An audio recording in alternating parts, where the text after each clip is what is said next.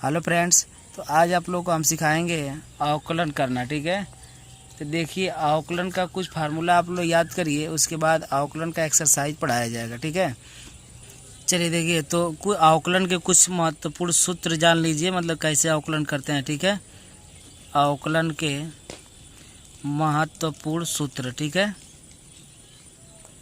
और अवकलन कैसे किया जाता है, 2 फार्मूला 3 आप लोग याद रखिएगा, उसी हिसाब से किया जाएगा। ठीक है, जैसे मान लीजिए इसको लिखा जाता है d/dx।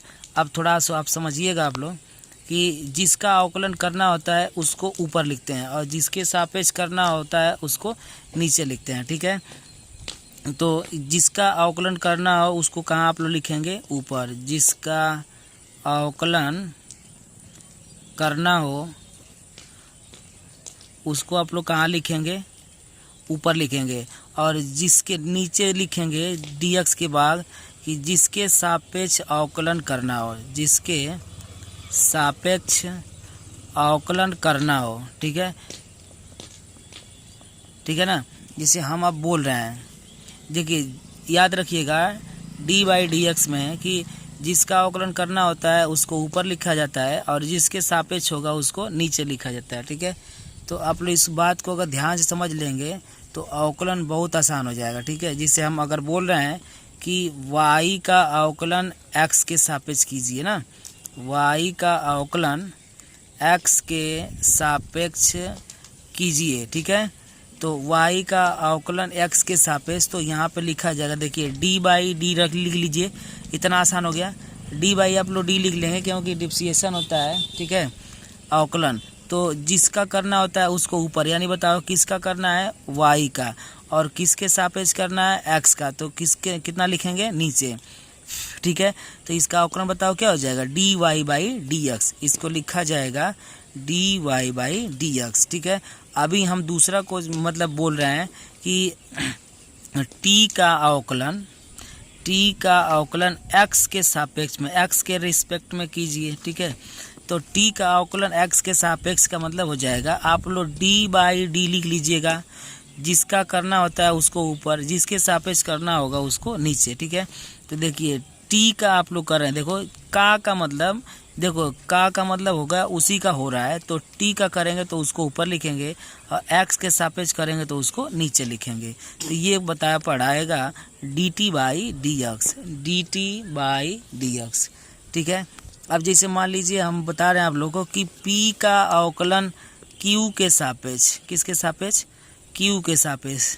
ठीक है, तो बताइए d/d लिख लीजिएगा।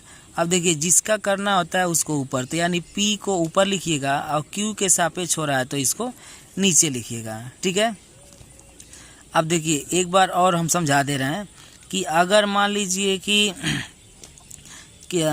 z का अवकलन मान लीजिए x के सापेक्ष हो रहा है, मतलब बोलेगा कि z का अवकलन x के सापेक्ष ज्ञात कीजिए, तो बताइए आप d/d लिख लेंगे और जिसका हो रहा है उसको ऊपर, जिसके सापेक्ष होगा उसको नीचे। तो z का आप लोग करने जा रहे हैं तो dz, और x के सापेक्ष करने जा रहे हैं तो उसको नीचे। ठीक है, इतना आप लोग समझ गए होंगे। ठीक है, तो ये अवकलन करना आसान हो जाएगा। ठीक है, आइए आप लोग को थोड़ा सा फार्मूला हम बता दें, 2 याद रखिएगा।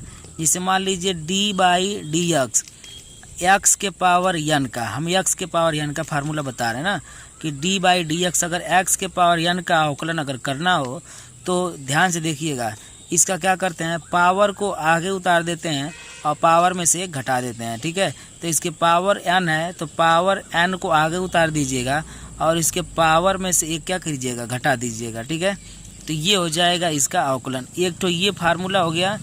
ठीक है, अब एक बार और देख लीजिए एक फार्मूला, d/dx अचर पद का मतलब होता है 1 2 3 4, मतलब जिसके संज्ञान में वो ना हो, जिसका आप कर रहे हैं अगर उसके अगर बाद अगर कोई आए तो वो उसके बाद में अचर पद कहलाएगा। जैसे मान लीजिए 1 2 3 4 अगर सिर्फ आए, उसके साथ x y नहीं आए, तो वो बताओ क्या कहलाएगा, अचर पद कहलाएगा। ठीक है, और अचर पद का अवकलन होता है 0। ठीक है, ये 2 फार्मूला आप लोग याद रखिएगा तो आराम से हो जाएगा। ठीक है, चलिए इसी के साथ हम ना एक एग्जाम्पल लेके आपको सिखा दे रहे हैं। ठीक है, तो देखिए मान लीजिए कोई समीकरण दिया होगा y = 2x² + 5x + 6। ठीक है, तो अगर कहेगा इसका x के सापेक्ष अवकलन ज्ञात कीजिए, तो यहाँ पे आप लोग लिखेंगे कि x के सापेक्ष अवकलन करने पर, क्या लिखेंगे, x के सापेक्ष अवकलन करने पर। तो x के सापेक्ष अवकलन कर रहे हैं, लेकिन किसका करने जा रहे हैं, y का, ठीक है। तो यहाँ पे आप लोग लिख लीजिएगा d/d, ठीक है। अब बताइए y का करने जा रहे हैं तो dy, और किसके सापेक्ष करने जा रहे हो, x के सापेक्ष। बताओ क्या लिखोगे, x, ठीक है। जिसका करना होता है उसको ऊपर, जिसके सापेक्ष करना होगा उसको नीचे, ठीक है ना। तो बताइए यहाँ पे बताओ क्या हो जाएगा, dy/dx। अब बताइए हम क्या बताएं फार्मूला, कि पावर को आगे उतारिएगा और पावर में से घटा दीजिएगा, ठीक है। ये 2 पहले ही से है, इसका पावर उतार दीजिएगा, 2 हो जाएगा, और पावर में से 1 घटा दीजिएगा, ठीक है। प्लस का 5, देखिए x का पावर कुछ नहीं है तो 1 है, और x में से 1 क्या करेंगे, घटा देंगे, मतलब इसका पावर कुछ नहीं है तो 1 है। आगे उतार दें पावर को और पावर में से 1 घटा देंगे, ठीक है। और हम आप लोग क्या बताएं कि अचर पद का बताओ क्या होता है, 0।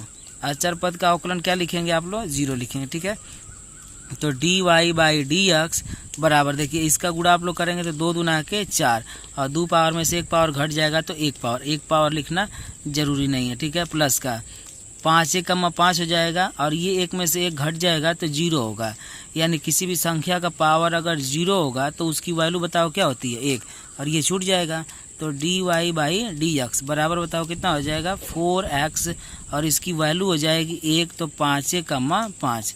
तो इसको आप लोग लिख सकते हैं dy/dx बराबर बताओ 4x + 5 1 = 5, ठीक है। ये हो जाएगा आप लोग का अवकलन dy/dx, ठीक है।